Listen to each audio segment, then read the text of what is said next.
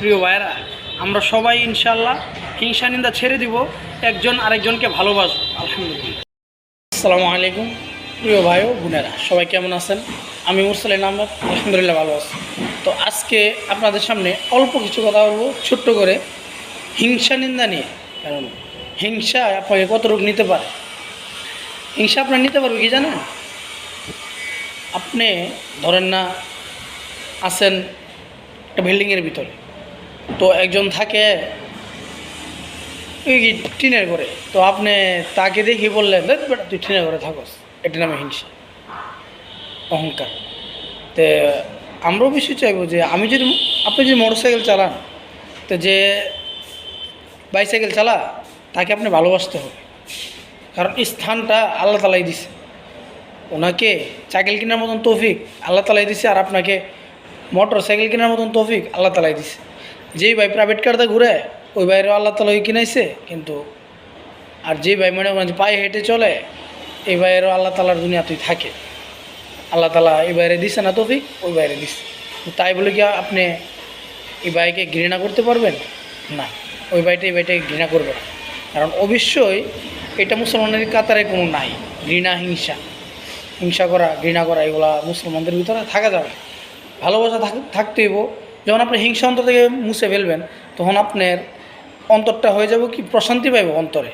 আর যখন হিংসাও করবেন, নিজের কাছে নিজেরা খুবই আনফিট লাগে।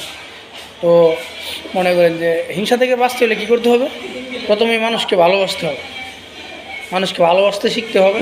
আর মানুষকে যখন ভালোবাসবেন, এতিমকেও ভালোবাসতে হবে। এতিমের মাথায় যখন হাত দিবেন, তখন মনে করেন যে আপনার অন্তরটা এরকম একটা প্রশান্তি পাইব, আপনি নিজেও বুঝতে পারবেন না যে কই থেকে এলো এত প্রশান্তিটা। এতিমের কাছে এতটুকু রহম আল্লাহ তাআলা দান করে। কারণ এতিমের মাথার যে হাত বোলায় তার উপরও দয়া হয়, আর এতিমের কাছে যে সহযোগিতা নিয়ে যায় তার উপরে দয়া হয়। আর আল্লাহ তাআলা মনে করেন যে হিংসা নিন্দা যে ভাইয়েরা করে, এদেরকে আপনি দুনিয়াতে, এই ভাইয়েরা দুনিয়াতে পতন হয় অনেকে।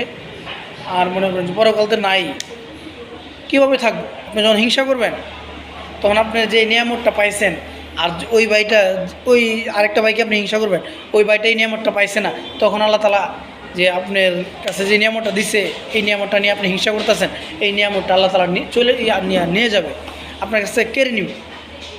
কেন? ওই যে আপনি অহংকার করছেন এই নিয়ামতের। কারণ অহংকার শুধু আল্লাহ তাআলাই করবে, আপনি কোনো মানুষের সাথে অহংকার করতে পারবেন না। কারণ আপনি হচ্ছে সৃষ্টি, আল্লাহ হচ্ছেন স্রষ্টা। সৃষ্টি যদি অহংকার করতে পারতো, তো সৃষ্টি তো ছোট্ট একটা জিনিস, সৃষ্টির অহংকার কোনো সিস্টেম নাই। আর স্রষ্টা অহংকার করে, কারণ স্রষ্টা অহংকার হচ্ছে আল্লাহ মানে গায়ের চাদর। আপনি যদি অহংকার করেন, তো আল্লাহ তাআলার গায়ের চাদরে ধরে আপনি টান মারলেন, অহংকারটা হচ্ছে আল্লাহ তাআলার চাদর। আপনি যদি অহংকার করেন, তাহলে চাদরে ধরে টান মারলেন, তখন আর আপনি দুনিয়াতে টিকতে পারবেন না। অহংকার, হিংসা, নিন্দা করে দুনিয়াতে টিকতে পারবেন না। যারা হিংসা করছে আগে থেকেই আমরা দেখতে পাচ্ছি যে যত মানুষ হিংসা করছে, নিন্দা করছে, অহংকার করছে, এরা কেউ এই দুনিয়াতে সুখে ছিল না, আর সুখে থাকতেও পারে না, আর তাদের অবস্থানটাও তেমন হচ্ছিল। আমরা অবশ্যই চেষ্টা করব হিংসা নিন্দা থেকে বেঁচে থাকার জন্য। কেন? আমরা আল্লাহ তাআলার দয়ার চেষ্টা করব। কেন হিংসা করব? এক ভাইয়ের আমার আছে, তার জন্য যে আমি হিংসা করব? দিস ইজ এক্সাম্পল আর কি, এটা একটা এক্সাম্পল যে আপনার আছে, আপনি হিংসা করবেন না, হবে না। আপনার আছে, আপনি ওনাকে সহযোগিতা করবেন, উনিও যেন আপনার থেকে ভালো কিছু করতে পারে, ওনাকে সহযোগিতা করতে হবে। এটা যদি প্রচলিত হয়ে যায়, তো আর হিংসা নিন্দা থাকবে না মানুষের ভিতরে। কারণ ধরেন না, আপনি হিংসা করলেনই, তো হিংসা করলে কি আপনি আসমান এবং জমি এর ভিতর থেকে বের হয়ে যেতে পারবেন? পারবেন না। আপনি হিংসা করলে এই জমিনই থাকতে হবে।